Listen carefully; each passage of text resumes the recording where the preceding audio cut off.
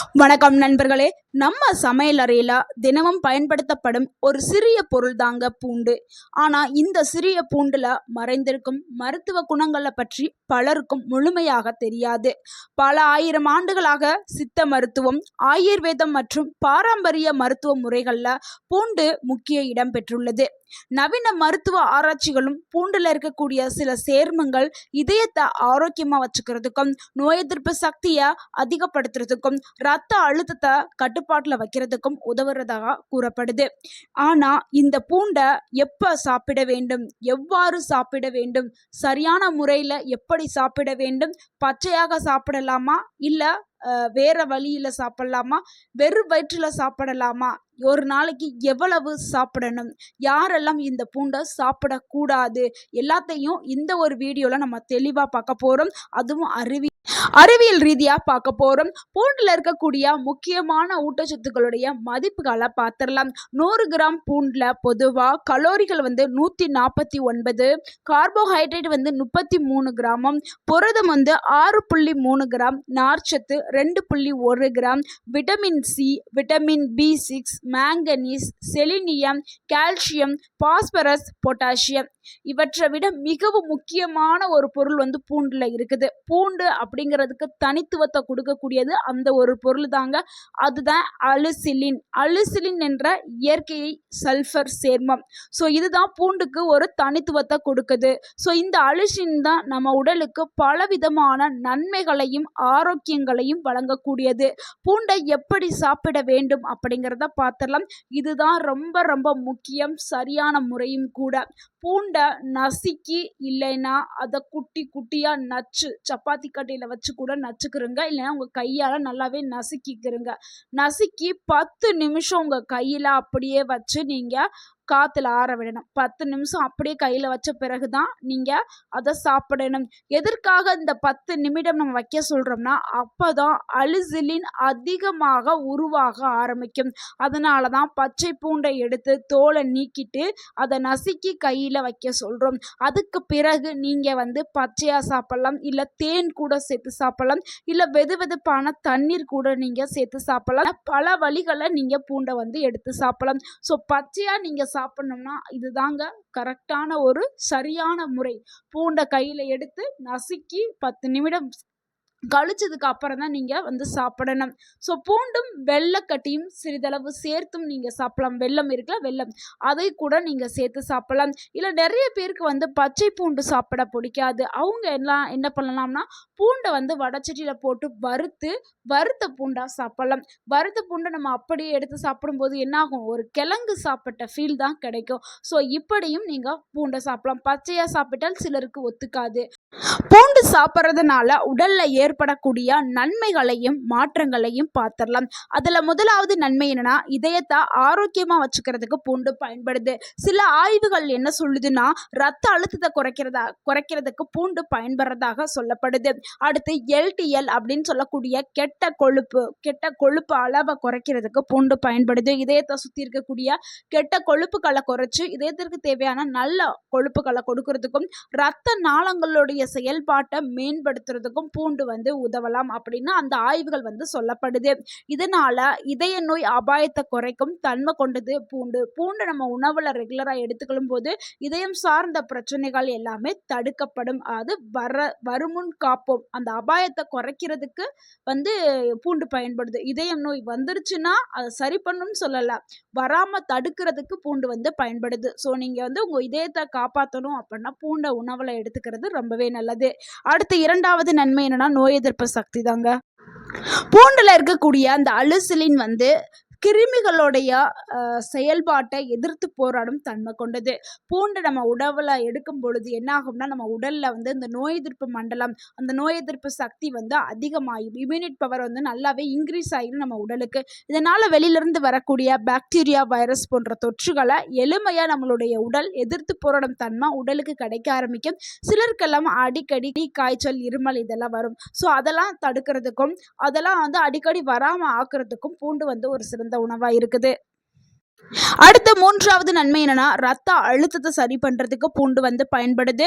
அதாவது உயர் ரத்த அழுத்தம் இருக்கக்கூடிய நபர்கள் பூண்டை வந்து உணவுல எடுத்துக்கிட்டே வரும்பொழுது, அவங்களுக்கு இந்த ரத்த அழுத்தம் வந்து கட்டுப்பாட்டுல வர ஆரம்பிக்கும். ஆனா இது வந்து மருந்துக்கு மாற்றம் இல்ல. மருத்துவர் குடுத்த மருந்து மாத்திரையை நீங்க ஒரு புறம் எடுத்துக்கிட்டே, பூண்டையும் ஒரு புறம் சாப்பிட்டா நல்ல ஒரு பலன் உங்களுக்கு கிடைக்கும். அடுத்து 4வதா பார்க்கக்கூடிய ஒரு நன்மை என்னன்னா, கொலஸ்ட்ரால குறைக்கிறதுக்கு பூண்டு பயன்படுது. சில ஆய்வுகள் என்ன சொல்லுதுன்னா, எல்டிஎல் அப்படின்னு சொல்லக்கூடிய அந்த கெட்ட கொலஸ்ட்ராலை குறைக்கிறதுக்கு பூண்டு பயன்படுறதாக சொல்லுது. உடம்புல அதிக அளவுல கொழுப்பு தங்கிச்சுன்னா என்ன ஆகும்? உடல் பருமன் ஆகும். ஸோ உடல் எடையை குறைக்கிறதுக்கு பூண்டு பயன்படுது. உடல்ல இருக்கக்கூடிய கெட்ட கொழுப்புகளா கரைக்கிறதுக்கு பூண்டு வந்து ஒரு சிறந்த உணவா இருக்குது. அதனால நீங்க தினமும் ஒரு பூண்டு எடுத்துக்கிட்டீங்கன்னா வந்து உடல்ல இருக்கக்கூடிய அந்த கெட்ட கொழுப்பு, கொலஸ்ட்ரால் எல்லாமே குறைஞ்சு உங்களுடைய உடல் எடையும் குறைஞ்சிரும். ஸோ நீங்க பார்ப்பதற்கு ரொம்பவுமே ஸ்லிம் ஆயிருவீங்க. ஸோ உடல் எடையை குறைக்கணும்னு நினைக்கிறவங்க பூண்டை தாராளமாக உணவுல எடுத்துக்கிற பொழுது உடல் எடை வேகமாவே குறைக்கப்படும். அது கூடவே நீங்க நடைப்பயிற்சி 20லிருந்து 30 நிமிடம் தினமும் நீங்க நடந்தீங்கன்னா நீங்க எதிர்பார்க்காத அளவிற்கு உடல் எடை வந்து குறைக்கப்படும். அடுத்து 5வது நன்மை என்னன்னா, ஆன்டி ஆக்சிடென்ட்கள் இருக்குது. பூண்டுல இருக்கக்கூடிய ஆன்டி ஆக்சிடென்ட்கள் செல்களை ஆக்சிடேட்டிவ் சேதத்திலிருந்து பாதுகாக்கிறதுக்கு பயன்படுது.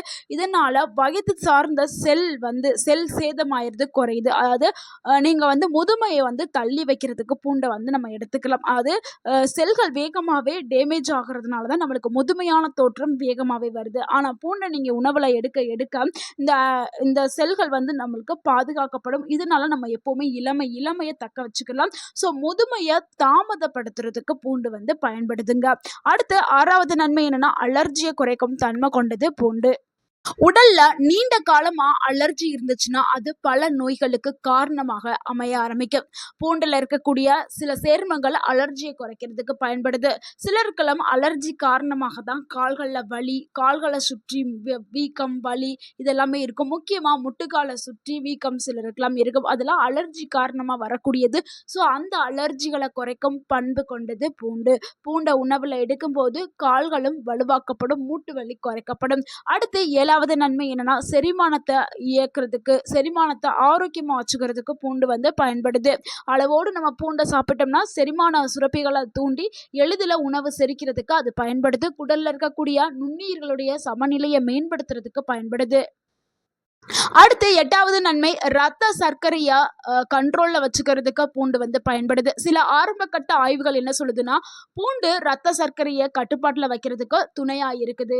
அதனால சர்க்கரை நோயாளிகள் இதை வந்து பூண்டை வந்து உணவுல அடிக்கடி எடுத்துக்கலாம். ஆனா இது மருந்துக்கு மாற்றம் இல்ல. மருத்துவர் கொடுத்த மருந்து மாத்திரை எடுத்துக்கிட்டு ஒரு புறம் நீங்க பூண்டை பயன்படுத்தினால் ரத்த சர்க்கரை அளவு கட்டுப்பாட்டில் வர்றதுக்கு இது உதவியா இருக்கும். அடுத்து 9வது நன்மை என்னன்னா, எலும்புகளை ஆரோக்கியமா வச்சுக்கிறதுக்கு பூண்டு வந்து பயன்படுது.